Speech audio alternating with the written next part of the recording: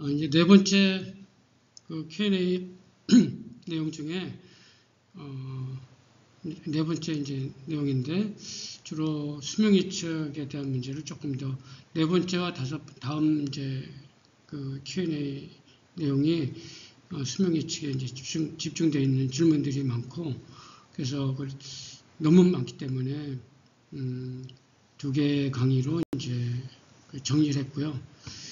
이번에 이제 그 첫 번째 수명 예측에 관련해서 아마 내성 시험 하시는 분들은 여기 있는 질문들 중에 몇 개 정도는 다 아마 맞닥뜨렸을 거라고 생각이 되고요.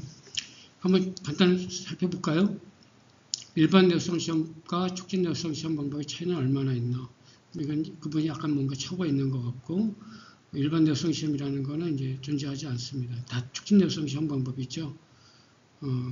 굳이 뭐 나눈다면 일반 내성을 혹시 5개 폭로를 의미하시나? 뭐 그럴 수는 있겠어요.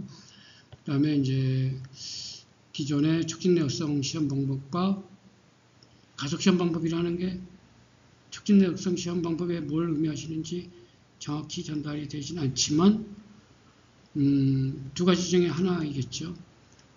필드에서 진행되는 그냥 일반적인 5개 폭로 시험 방법과 촉진 내성 시험 방법, 장비를 사용하는 그간의 콜레이션을 어떻게 하겠는가. 그 질문이라고 봐야 되겠죠. 그 다음에 내구성 시험 시간에 몇 시간을 5개 1년으로 간주하는가. 가장 이슈가 되는 이제 질문이고요. 이게 쉽지 않다라는 거 말씀드렸고, 근데 또 한번 뭐, 어떤 식으로 어프로치 할지 한번 논의를 해보겠습니다. QEV 시험 시간을 5개 1년으로 환산하는 이유. 이렇게 환산하시는 경우도 있나요? 제가 그분한테 좀 배워야 될 것 같습니다. 1년간 5개에서 노출하는 것은 웨더메타와 QEV로 시험할 때 몇 시간에 해당하는가. 똑같은 얘기죠. 뭐 이건 거꾸로 되짚어서 질문하시는 것 같고, 그 다음에 촉진 내성 시험에서의 자선 조사량과 시험 시간과의 상관관계, 시험 기간 단축 기간. 이거 뭐 간단하게 말씀드렸죠. 조사 강도를 올릴수록 시험 시간은 단축되겠죠. 플로리다의 내구성 1년에 해당하는 우리나라 5개 폭로 시험 기간은 플로리다 시험과 우리나라 5개 폭로 시험 간의 상호 유사성이 있는지를 웨더메타를 모사할 수 있는지 여름철만 보면 비슷합니다. 계절성 몬순이 있는 거, 그래서 하절기에 강수량이 집중되는 거, 그 다음에 그 여름철의 기온, 뭐 그런 걸로 봤을 때는 플로리다하고 우리나라하고 상당히 유사해요. 근데 이제 겨울에서 좀 차이가 있다는 것 빼고는. 그 다음에 이제 데이터를 봤을 때는, 마이애미의 전체 일시자량이 조금 더 높습니다. 그래서 아마 누적되는 자외선 광량도 조금 더, 그래서 아마 플로리다가 우리나라보다는 조금 더 가속 조건에 해당하지 않을까.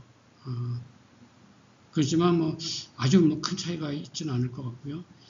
SAG 1885에 의한 촉진 내성 시험 결과 1885는 폐지된 시험 방법이기 때문에 그걸 이제 승계한 새로운 시험 방법, 자동차 내장재에 관련된 시험 방법으로 내가 기억이 나는데 아리조나 5개 폭로 시험과의 차이는 아리조나도 조금 기온이 높게 올라가는 여름철의 지역이고 1885도 내장재이기 때문에 굉장히 높은 온도를 사용한다는 그런 조건에서 이제 차이는 있을 수 있겠습니다. 그 다음에 웨더메타와 5개 폭로 간의 상관성 및 데이터 보정 방법, 계속 이슈가 되는 방법이고 어렵다 안 된다 하더라도 포기하지 않고 계속 질문이 올라올 수밖에 없는 그런 이슈고 질문일 거라고 생각이 됩니다. 한번 진행해 보도록 하겠습니다. 자, 이거는 제가 이렇게 가름을 한 것 같아요. 이 답변으로. 일반 내구성 시험 방법은 아마도 필드에서 진행되는 시험을 의미하시는 것 같고, 촉진 내구성 시험 방법이라고 하면 이제 우리가 잘 알고 있는 시험 장치에 의한 촉진 내구성 시험 방법. 그래서 이 두 개를 이렇게 간단히 테이블로 해봤는데요. 아까 전설 같은 얘기지만 그 자동차 규격, SA 규격이 그 플로리다 마이애미 지역에 가속계수로 치면 한 7 정도로 치고 이렇게 수명 예측을 본다. 근거는 없지만 그냥 오랫동안 관념적으로 그렇게 이해들을 하고 있다라고 말씀드렸잖아요. 그렇게 치면 가속계수가 7이거든요. 그러니까 촉진대성 시험 방법이 필드에 대해서 가속계수가 7에 이른다. 그런 건데, 근데 그때 정확하게 따지면 광량이 한 4 정도밖에 안 됩니다. 광량 기준으로는. 그런 정도 차이로 이제 이해하시면 될 것 같고요. 필드 시험은, 아까 우리가 대전에서 보여드렸던, 필드에서의 시험 결과 좀 보여드렸죠. 굉장히 현실모사적이고 현실성이 높다. 시간이 오래 걸리는 단점 빼고는 가장 수명 예측에도 확실하고 또 재현성에서도 가장 우리가 신뢰성이 높죠. 그거에 비해서 촉진력성 시험 방법은 우리가 기업에서 전통적으로 빠른 시험 결과를 원하는 그런 이제 요구사항에 맞추다 보니까 좀 가혹한 조건을 선택하게 됐고, 그러다 보니까 스크린 테스트가 기본적인 목적이고, 그래서 현실 모사성에서는 좀 부족한 면이 있고, 그것 때문에 리시프로시티 룰을 적용하는 수명 예측에서 큰 하자가 생긴다 말씀드렸죠. 장비는 이렇게 10회나 제품을 고정해서 붙들어 놓을 수 있는 폭로장치만 필요하지만, 여기는 상당히 가격이 비싼 전원 시험장치 같은 그런 이제 시험 장비가 별도로 필요하다. 데이터에 대한 근데 그럼 무조건 촉진력성이 다 불리한 거냐? 아까 얘기한 것처럼 필드 모사성도 많이 부족하고 스크린 시험에 불과하고 수명 예측에도 우리가 적용하기 어렵고, 근데 한 가지 오개폭로 실제 필드 모사에 대해서 성이 높은 필드 시험에 대해서 큰 장점이 있습니다. 표준화가 되어 있다는 거죠. 그러니까 어떤 범위 안에서 우리가 지연성을 얻을 수 있고 품질관리 어떤 기준으로 삼을 수 있는 반복성, 재현성, 그 다음에 어느 지역 언제 하더라도 일정한 5년 전에 했든 올해 하든 5년 후에 하든 똑같은 시험 기준으로 할 수가 있다. 그 다음에 미국에서 하든 한국에서 하든 독일에서 하든 중국에서 하든 똑같은 시험 조건으로 품질 기준을 가지고 갈 수 있다는 거죠. 그게 오개폭로는 안 됩니다. 작년에 아리조나에다 막힌 거를 우리가 몇 년 있다가 막혔을 때 똑같은 결과가 비슷하긴 하겠지만 기후가 달라지죠. 그때 실험한 거하고 똑같은 기후가 반복된다고 보장할 수가 없고요. 아리조나에서 실험한 결과를 우리가 서산이나 다른 데서 똑같이 얻을 수 있을까요? 다릅니다. 그래서 이렇게 표준화, 지연성이 어렵다는 게 내수성 시험의 문제점이죠. 코릴레이션을 어떻게 하는가? 이게 이제 일반적인 코릴레이션 방법입니다. 옛날에 화학연구원에서 진행했던 실험 결과인데요. 몇 가지 실험 결과를 비교하고 있죠. 아웃도어에다가. 대전에서 진행된 아웃도어 실험 결과를 이제 타겟으로 놓고 메탈링 시험 방법, 그 다음에 데일라이트 필터를 사용하는 제논 램프 시험 방법, 익스텐디드 UV인 콜체스보를 필터를 사용한 제논 아크 시험 방법을 비교했어요. 코릴레이션을 위해서. 필드 데이터와 촉진 내역성 시험 간의 코릴레이션 관계를 파악하기 위해서 동일한 소재를 가지고 표준 시료인 폴리스타인의 칩 가지고 진행한 거죠. 그래서 이걸 통해서 이제 코릴레이션 관계를 얻는 것입니다. 그래서 우리가 목표로 하는 열화지표, 황변과 광투과율, 그 다음에 그때의 표면의 열화 양상을 우리가 확인하기 위해서 전자현미경이나 현미경 사진 등등을 찍어서 실제 필드하고 동일한 자전 누적량을 받았을 때의 열화 진척도가 속도가 빠른지 느린지 메커니즘은 같은지, 양상은 다른지, 큰지, 이런 것들을 이제 비교해 나가는 방법인 거죠. 이렇게 해서 코릴레이션 관계를 얻는 것입니다. 중요한 거는, 이런 식으로, 그래도 어느 정도 코릴레이션 관계가 있을 때에는, 가속계수를 따질 수가 있죠. 예를 들어서, 이게, 1년 동안 걸린 시험 데이터다. 400메가줄이, 예를 들어서. 대전에서 1년 걸려서 한 거다. 그리고 이 시험은 우리가 2달 만에 얻은 시험 결과다. 그럼 가속계수가 6이 되겠죠. 이런 식으로 우리가 코릴레이션을 통해서 가속계수를 얻을 수가 있습니다. 근데 예를 들면 이제 이런 경우에요. 저 이제 메탈릭 램프잖아요. 자, 메탈릭 램프는 이제 초촉진 시험이죠. 그래서 우리가 대전에서 1년 동안 거둔 일을 제논 램프는 2달 만에 얻었고 이거를 2주 만에 얻었다. 예를 들어서 메탈 램프는 2주 만에 얻었다. 하면 가속계수를 예를 들어서 이걸 6이라고 칠 때 이건 한 40으로 볼 수 있냐? 볼 수 있을까요? 고장이 안 일어났잖아요. 트랜스미탄스 기준으로. 그죠? 고장이 안 일어난 거를 가속계수를 무슨 수로 따지겠어요? 고장 메커니즘이 어느 정도는 유사하게 일치해서 진행이 되고 고정 현상이 필드와 같은 고정 현상이 나타났을 때 그 시점을 기준으로 해서 우리가 가속성을 따지는 거지. 하나는 일어나고 하나는 일어나지 않은데 무슨 가속성을 따질 수가 있겠어요. 그러니까 우리가 코릴레이션이나 가속계수는 기본적인 전제가 있다. 동일한 고장 메커니즘이 재현이 될 때. 그래서 추적진 내구성 시험 방법 잠깐 소개가 되어 있었는데요. 자, 추적진은 정확하게 정의가 되어 있지는 않습니다. 우리가 촉진 내구성 시험 방법이라 아까 뭐 일반 내구성 촉진, 촉진 뭐 이런 용어들 좀 헷갈리시고 있는데요. 우리가 QUV나 제논 시험 장치는 모두 촉진 내구성 시험 방법이라고 합니다. 그러니까 Accelerated Weathering Test라고 하죠. 그래서 일반적으로 우리가 장비를 가지고 하는 시험 방법은 모두 물론 촉진 가속성이 생각보다 높지는 않지만 모두 명칭은 촉진 내구성 시험 방법으로 한다.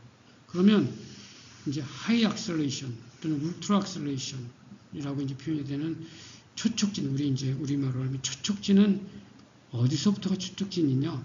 명확하게 무슨 어디서 정의가 되어 있지는 않습니다. 그런데 일반적으로 볼 때 여기 있는 것처럼 시리선 레벨의 그 자외선을 조사할 때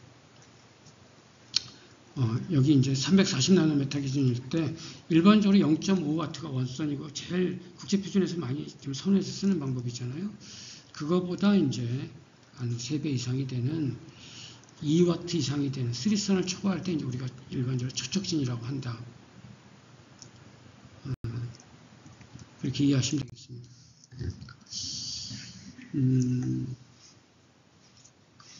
QEV 시간을 5개 1년으로 환산하는 이유는 QEV 시험 시간을 5개 1년으로 환산하는 거는 제가 들어보지 못했어요. 그거는 이제 어디서 이런 자료를 보셔서 질문을 주셨는지 모르겠는데 아마 일부 논문 같은 데서 그런 실험을 하는 경우는 저도 봤습니다. 일정한 플라스틱 시료를 예를 들면 폴리카보네이트라든지 뭐 이런 이제 플라스틱 시료를 5개 폭로 시험을 진행하고 그때 일어나는 뭐 인장 강도의 변화 유지라든지 아니면 뭐 특정 뭐 광택도 저하의 어떤 그 값을 기준으로 해서 이게 QUV 340나노메타로 뭐 어떻게 했을 때 이게 몇백 시간 또는 몇천 시간 만에 재현이 되더라. 그러니 필드에서 진행된 시간 대비 이거의 가속계수는 뭐 8이다, 12다 이렇게 할 수 있겠죠. 아까 제가 말씀드렸죠. 그거는 손상 모델, 등가 손상 모델이라고 해서 어떤 기준이 되는 어떤 현상 하나를 가지고 5개 필드에서 진행되는 시간과 우리가 실험실에서의 촉진 독성 시간과 걸린 시간에 그 비율을 가지고 가속해서 따질 수 있다. 근데 제가 그 참 의미 없다. 애써서 했지만, 그 논문까지 발표했지만, 의미 없다. 그런 말씀드렸죠. 왜 그러냐? 소재마다 다르다. 동일한 시험 방법을 써도. 그리고 소재도 인장 강도 기준할 건지, 인장 심률 기준할 건지, 충격 강도 기준할 건지, 광택도 기준할지, 그 가속계수가 7이 됐다, 9가 됐다, 12가 됐다, 20이 됐다, 5가 됐다. 그게 현실이다. 그 수치가 무슨 의미가 있냐?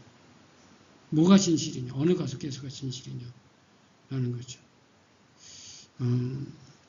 그렇기 때문에 그거에 대한 이제 답변으로 가름을 할 수가 있고요. 그래서 50, 20 뭐 이렇게 따지는 것 자체가 별로 의미가 없는 거고요. 이 큐랩에서도 이 큐랩 답변이거든요. 큐랩에서도 뭐 제가 말씀드린 것과 동일한 말을 이제 하실 수밖에 없고 단순하고 일반적인 관계가 없다.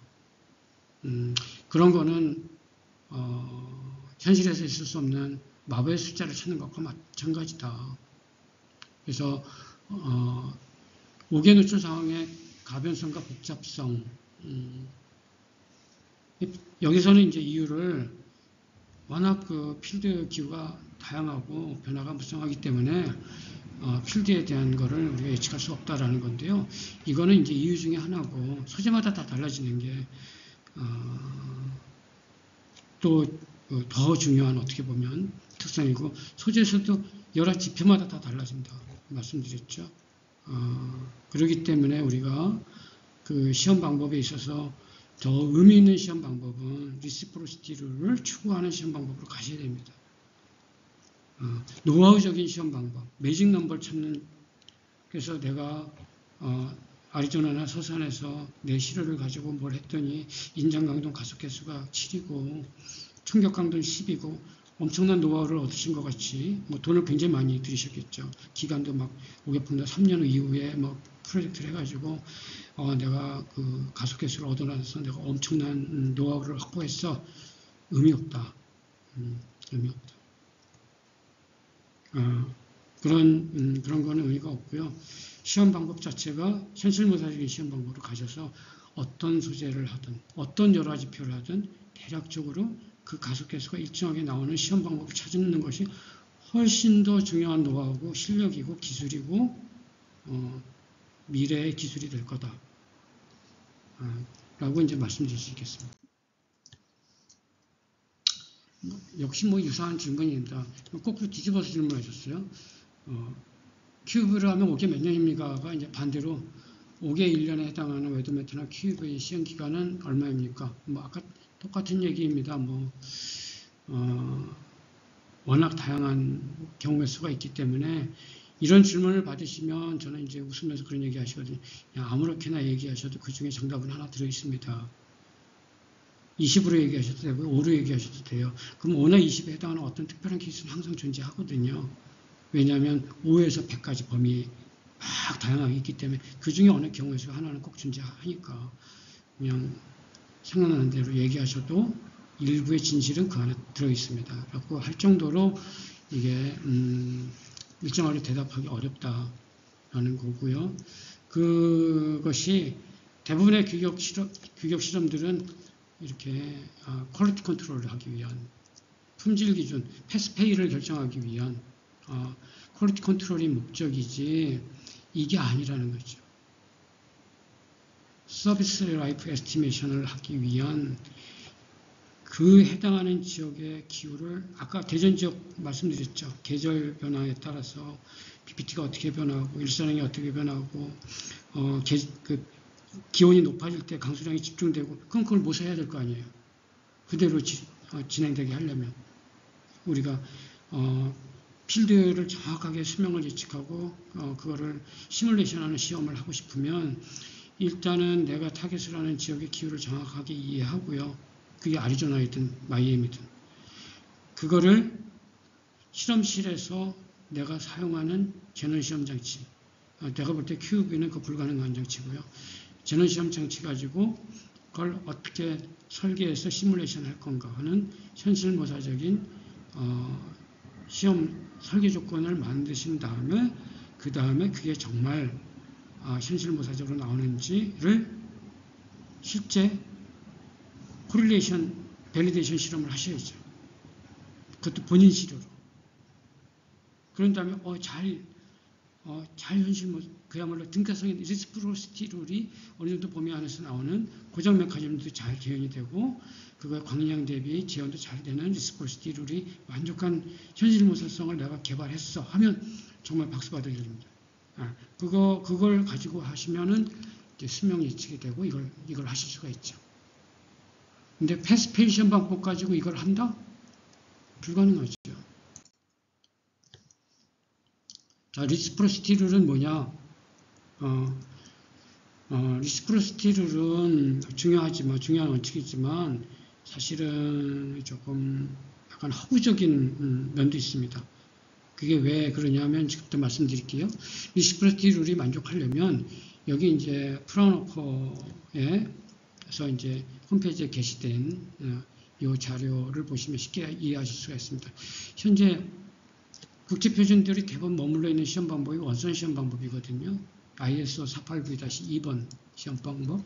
그 다음에 뭐 HTML이나 다른 방법들도 뭐 조사 강도가 60W보다 좀 높은 80W나 90W 사용하는 방법이 있지만 그 다크 사이클에서 시간을 또 로스에서 빼버리기 때문에 결과적으로 평균적으로는 뭐 60W 미만 이하입니다.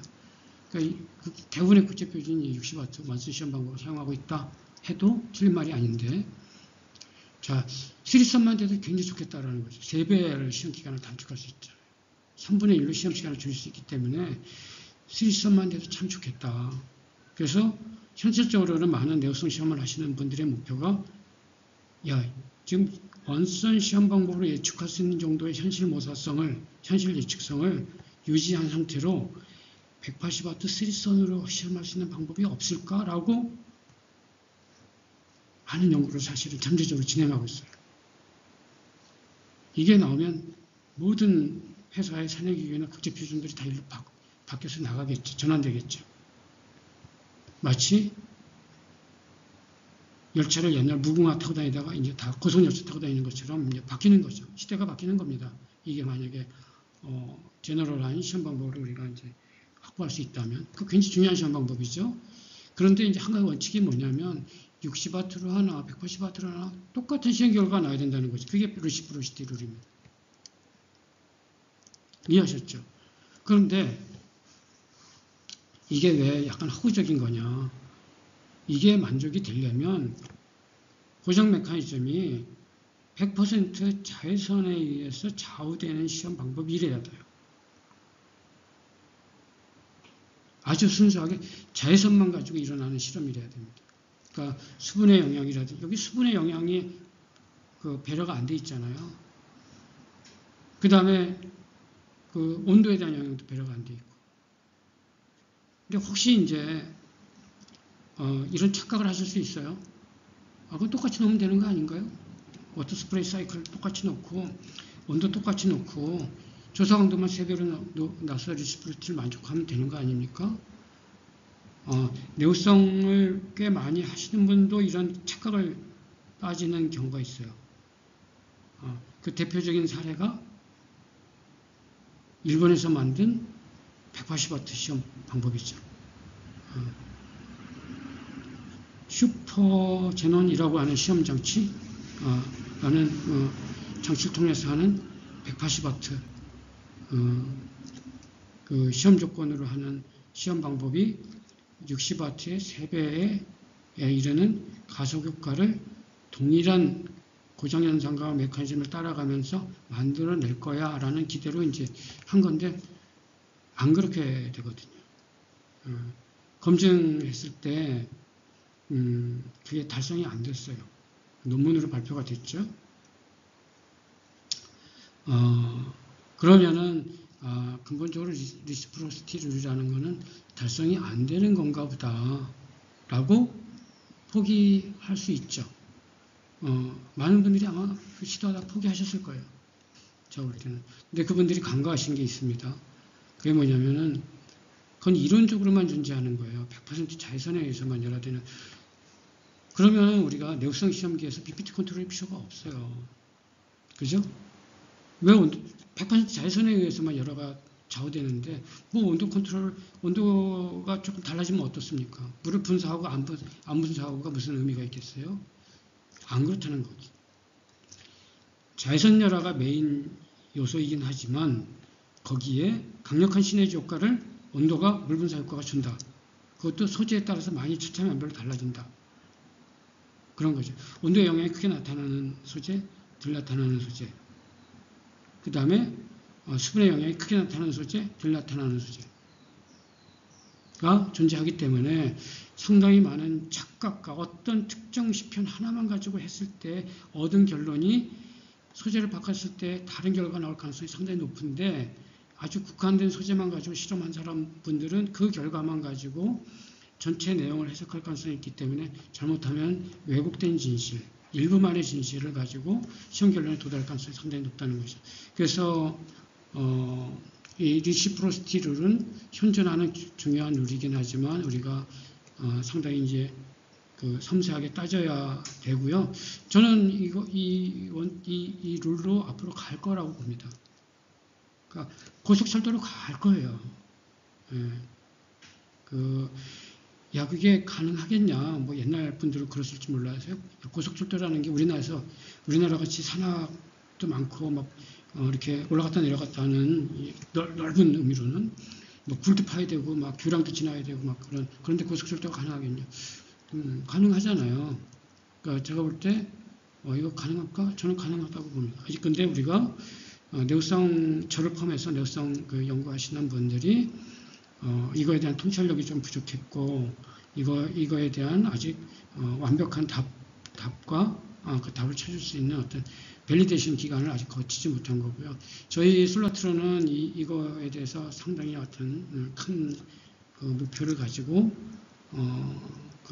계속 연구를 진행하고 있으니까 저희를 주목해서 봐주시면 이거에 대한 답을 드릴 수 있도록 하겠습니다. 플로리다 내구성 1년에 해당하는 우리나라 오기폭력 시험 기간은 어느 정도 되겠는가? 플로리다가 여기에 있죠. 이게 연교차거든요. 플로리다는 아까도 말씀드린 것처럼 여름은 저희랑 비슷해요. 저희 이제 여기 있는데, 근데 플로리다는 그 연교차가 여기 보면은 10도 미만 지역, 5도에서 10도 미만 사이에 있네요. 그죠? 저희 같은 경우에는 이제 남부는 20도에서 15도, 약간 이제 그 중북부는 20도에서 25도. 그러니까 여름철이 비슷한 대신에 우리가 겨울이 훨씬 더 춥죠. 연교차가, 그러니까 사계절이 좀 더 뚜렷한 특징을 갖고 있어요. 그래서 우리가 내구성 시험을 할 때 여기 이제 일단 뭐 수치적으로 한번 좀 비교해 볼까요? 데이터 소스에 따라서 지역의 자외선 강량이 상당히 좀 차이가 나지만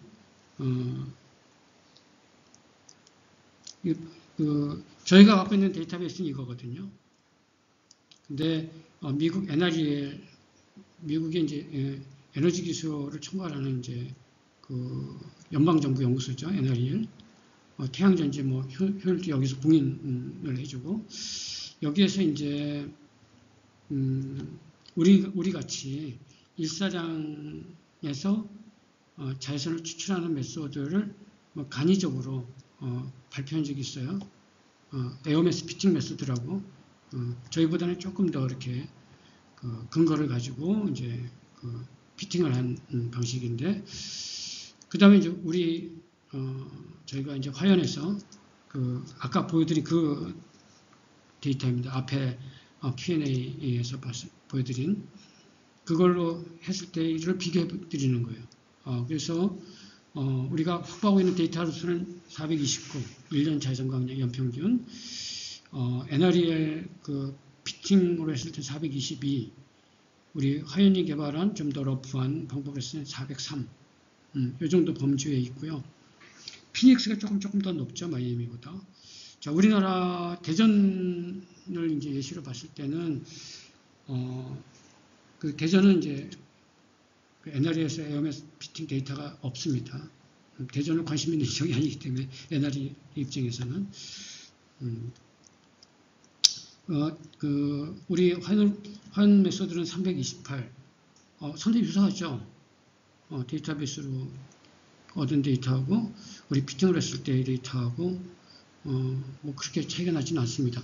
이건 이제 우리가 데이터가 있는, 지역들을 조금 더 이제 해본 건데, 호주 멜버른 같은 경우에, 도 뭐 상당히 유사하게 피팅이 되기 때문에, 저희가 뭐, 싫어하고 막 이렇게 강조해서 드릴 정도로 아주 원리적인 그런, 좋은, 권장해드릴 만한 좋은 데이터는 아니지만 답답할 때 그냥 좀 써보실 수 있는, 그래서 아주 엉터리는 아니다.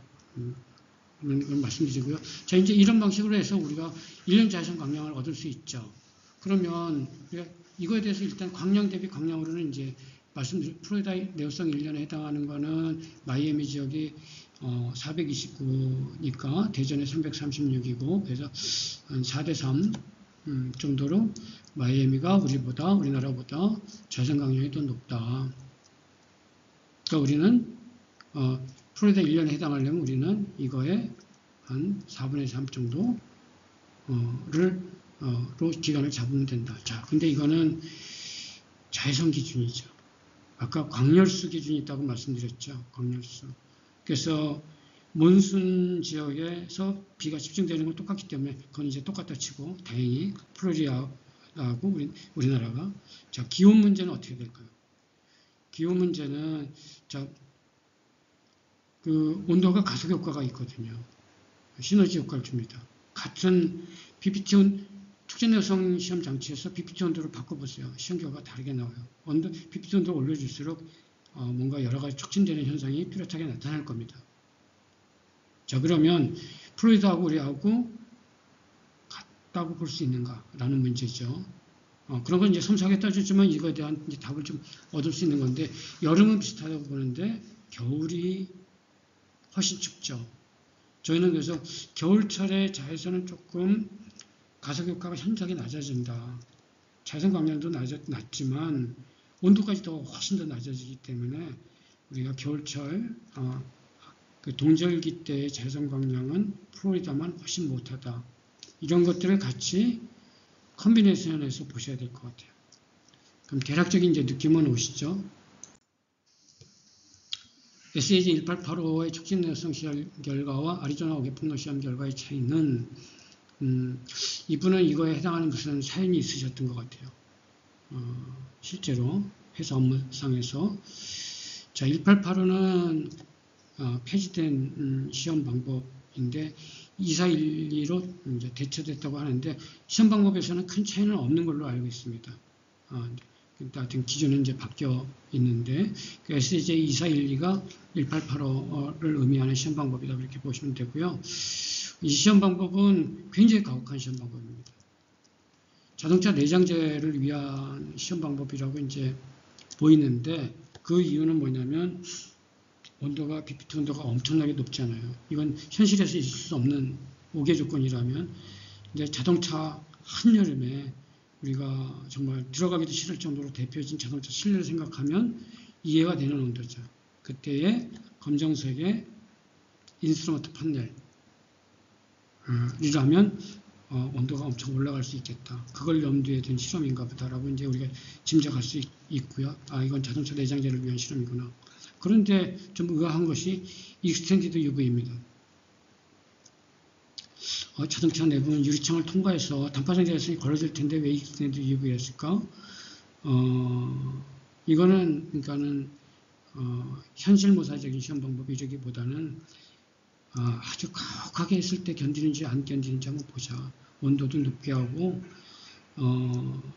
그 유리창이 석영으로 돼 있어가지고 자외선 하나도 차단하지 못한다고 간주했을 때 그냥 아주 가장 극단적인 사례로 해서 무슨 일이 벌어지는지 보자. 아마 그런 기준에 해당하는 시험인 것 같아요. 시험의 오더가 SH241이라는 게. 그래서 아리조나 오기폭로 시험 결과하고 비교하시면 아마도 아리조나도 온도가 좀 높긴 하죠. 여름철에 비교적 그 BPT가 좀 많이 올라가는 필드 BPT가 올라가는 조건이기 때문에 어느 정도의 콜레션 관계는 있을 거라고 보지만 그렇다 하더라도 훨씬 더 가혹한 조건이죠. 익스텐디드 UV에 아리조나도 그 적도는 아니거든요. 근데 익스텐디드 UV는 적도보다 더 단파장자선이 들어온다고 보는 거죠. 그러니까 지구상에 없는 햇빛이에요. 사실 익스텐디드 UV는.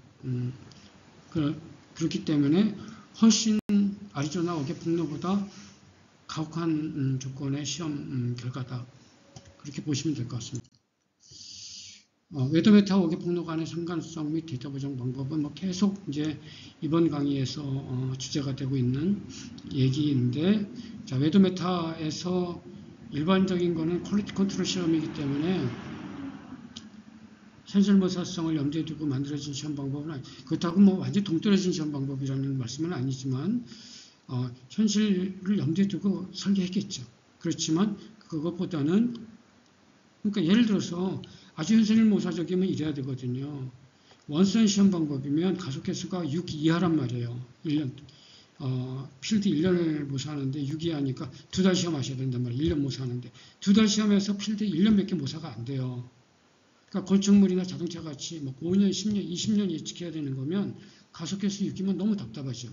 예를 들면 10년 예측해야 된다고 예를 들면 가속횟수 6이면 어떻게 되나요? 2 곱하기 20개월 시험하셔야 되잖아요. 20개월을 시험하실 수 있는 기업이 있을까요? 내 제품 10년을 보증하기 위해서 20개월에 대한 시험을 일일이 매 로트마다 20개월 시험을 하겠다. 거의 불가능하잖아요. 그러니까는 내려놓은 거죠. 필드모사성을 좀 양보하고 누가 필드모사를 싫어하겠습니까? 어느 기업인데 또 어느 시험 설계자든 그 규격을 처음에 설계하신 그 전문가분들이 가능한 한 필드모사성을 유지할 수 있는 방법을 기초했지만 필드모사성 위주로 갔다가는 아무도 그 규격을 채택하지 않을 거니까 좀 가혹한, 그래서 우리가 기업들이 용인할 수 있는 2달, 3달 그 정도 기간 안에 어느 정도 시험 양과 분량을 분별할 수 있는 퀄리티 컨트롤 목표에 맞는 시험 방법을 하다 보니 점점 가혹한 조건으로 선택을 할 수밖에 없었다. 근데 그 가혹성 때문에 그 리시프로시티를 맞출 수 있는 현실 모사성은 상당 부분 훼손이 됐고, 그래서 해보면 일정한 상관성을 얻기가 어려운 경우가 많다. 자, 이 사례가 이겁니다. 르노에서 발표한 자료에서 제가 본 건데요. 이분들은 이 장표를 보여줄 때 조금 그래도 자랑스럽게 얘기를 하신 것 같아요. 우리가 이렇게 노력해서 이런 결과를 얻었어. 어때? 대단하지? 뭐 그런, 뭐 대단하지는 뭐 하여튼 뭐 좀 그런 표현이 있지만 어쨌든, 우리 이만큼 노력해서 데이터를 얻고 있어요. 그런 이제 마음으로 보여주셨을 것 같은데 이 결과가 갖고 있는 의미를 한번 보자고요. 자, 프랑스 반도제가는 제가 알기로는 남프랑스에 있는 오계폭로 시험장인데 2년 시험을 했어요. 그래서 거기에서 했던 소재들을 우리가 전원시험지나 세팝이라고 하는 자연시험지, 초촉진에 해당하는 시리선 이상에 해당할 거예요 아마. 그래서 초촉진이라고 부를 수 있겠죠. 그 저기 수은 램프 시험 장치입니다. 수은 시험 장치, 수은등 시험 장치. 거의 안 써서 잘 모르실 거예요. 그래서 이거 뭐 관심 없다 치고 이제 이걸로 가보죠. 그 전원 시험 장치랑 얘랑 이제 콜레이션에서 비교하는 걸 보시면 아까 제가 촉진내성 시험 방법에서 그 필드 열화를 모사하는 콜레이션 관계의 문제점이 소재마다 다 달라진다고 말씀드렸죠. 여기에서 그렇게 해놓으셨어요. PPP는 2년에 해당하는 게 2250시간이고 PVC나 폴리아마이드나 PMMA는 700시간이고 ABS나 아사나 PET나 PBT는 500시간이다. 이거 일일이 다 파악해야 되잖아요. 근데 이분이 안 정리해 놓으신 게 있어요. ABS도 광택도는 500시간이고, 예를 들면 인장 강도는 1800시간이고, 충격 강도는 2000시간이고, 신율은 800시간이고, 이렇게 되거든요. 실제 보면. 이 소재의 물성 전체를 뭘로 기준으로 했느냐에 따라서 이 시간이 다 달라집니다. 그러니까 가속성이 물성 지표마다 다 달라지는 거예요. 그러니까 제가 말씀드렸죠. 의미 없다, 이거. 의미 없다. 왜 의미가 없냐면요. 여기 안정제를 바꿨잖아요. 그럼 같은 ABS라도 달라져요, 또. 이건 것이 너무 단순하고, 아주 일부 사례, 본인이 선택한 그 한 사례에만 해당하는 그 데이터입니다. 수치입니다. 같은 ABS라도 그레이드가 다르거나 이 안에 첨가제 처방이 다르면 500시간이 안 맞아요. 그렇기 때문에 이런 수치를 알고, 이런 수치를 아는 게 무슨, 야, 내가 어떤 자료를 봤는데 ABS는 2년대 500시간이래. 그러니까 이거 수치로 환산해 봤더니 가속 개수가 한 35 정도 나와. 중요한 데이터 얻었지. 이거 팁이야, 팁. 우리도 ABS 내구성 시험할 때는 가속 개수 35를 넣어가지고 그 수명 예측을 하면 될 것 같아. 그러시면 안 된다는 얘기예요. 그죠? 그거는 그건 방법이 아니다. 그래서 수치가 의미가 없다라는 거예요. 왜냐하면 내가 이분들이 사용한 ABS하고 내가 사용한 ABS하고 초가지 처방이나 소재가 같다는 그걸 뭘로 증명을 하겠어요? 왜냐하면 ABS 전체가 이게 안 되거든요. PPP도 마찬가지예요. 이 정도로 하여튼 말씀드리는 걸로 하겠습니다. 자, 그러면은 자꾸 이제 부정적인 얘기만 제가 강조해서 말씀드렸기 때문에 촉진 내구성 시험 가지고는 아예 수명 예측에 숫자도 얘기하지 말라는 거구나. 수치는 아예 들먹거리지도 말라는 거구나. 그렇게 이제 실망하실 것 같기도 해요. 그래서 제가 요 마지막 장표를 보여드리는 걸로 조금 제가 너무 부정적인 얘기를 한 거에 대한 좀 이렇게 그 보충 설명을 드리려고 합니다. 이거는 굉장히 직관적으로도 이 자료를 저는 이제 십몇 년 전에 처음 봤는데요. 자료 조사하다가 굉장히 저한테 영감을 줬고 이분들 어프로치에 대해서 상당히 공감이 갔었습니다. 그 당시에 지금도 나쁘지 않은 방법이라고 생각이 돼요. 근데 이제 좀 디테일이 많이 빠져 있긴 하죠. 너무 러프한 방법이고, 근데 러프한 방법이 갖고 있는 장점이 있습니다. 그게 뭐냐, 직관적이라는 거거든요. 우리가 어떤 시험 방법이나 어떤 메소드를 개발할 때 너무 디테일하고 너무 따지는 그런 방법들은 그만큼 이제 정교하고 좋긴 하지만 직관적이지 않아서 또 갖고 있는 문제점이 있거든요. 근데 이 방법은 굉장히 직관적인 방법입니다. 어떤 방법인지 잠깐 소개해 드릴게요.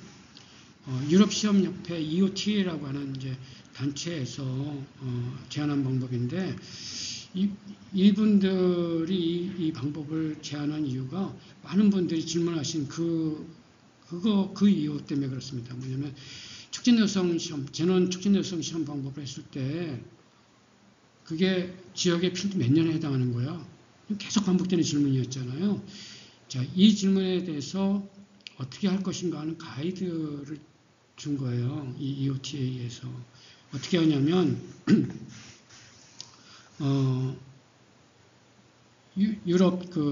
유럽에 대해, 주로 이제 서유럽 위주인데, 유럽의 일사량 등고선이거든요. 연평균 일사량 등고선. 그래서 3.4기가줄, 4.2기가줄. 그래서 이제 스페인 같이 남유럽으로 내려올수록 이제 점점 일사량이 증가하죠. 그래서 일사량 등고선으로 이렇게 맵을 그려놓고요.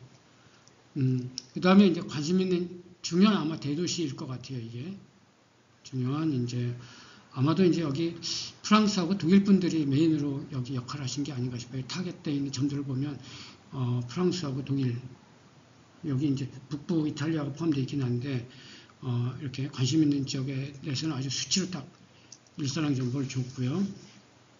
리즈너블 하죠. 그죠?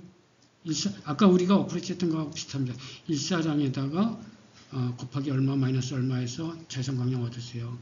이분들이 그런 방식을 쓰고 있습니다. 일사량, 이 등고선에 의해서 일사량을 얻으신 다음에 거기다가 0.06을 곱하세요. 그게 의미하는 게 뭘까요? 자외선 강량을 추정하는 방식입니다. 자외선 강량을 이렇게 지역의 자외선 강량을 추정한 다음에 거기다가 0.67을 곱하라고 되어 있습니다. 이게 무슨 의미일까요? 하절기를 빼세요. 그 자외선 강량에서. 그 하절기, 죄송합니다. 반대입니다. 동절기.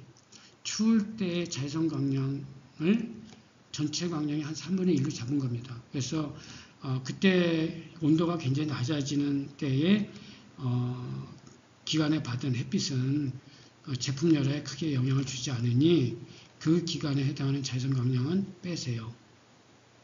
그리고 그때 받은 그 시험 조건의 BPT는 우리가 제논 시험 장치에서 사용하는 높은 BPT하고 워낙 차이가 납니다. 그죠? 굉장히 높은 온도에서 시험하잖아요. 그러니 유럽의 동절기 동안에 진행된 그 자외선 광열화의 BPT, 실제 필드 BPT는 우리가 시험기에 선택하는 BPT보다 훨씬 현저하게 느리게 진행되는 광열화이기 때문에 걔는 제논 시험기에서 시험 결과를 예측할 때 빼셔도 괜찮습니다. 하고 하는 거예요. 상당히 단순하면서도 리즈너블하죠. 이런 방법들이 좋은 방법입니다. 이런 시험 방법들이.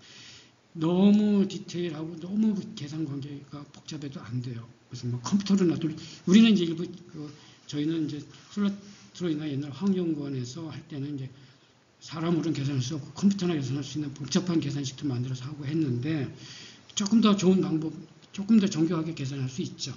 그렇지만 아무나 사용할 수 없는 방법이죠. 그거는. 그래서 누구나에게 사용할 수 있는 방법으로 안내할 때는 이런 방법이 훨씬 더 좋은 방법입니다.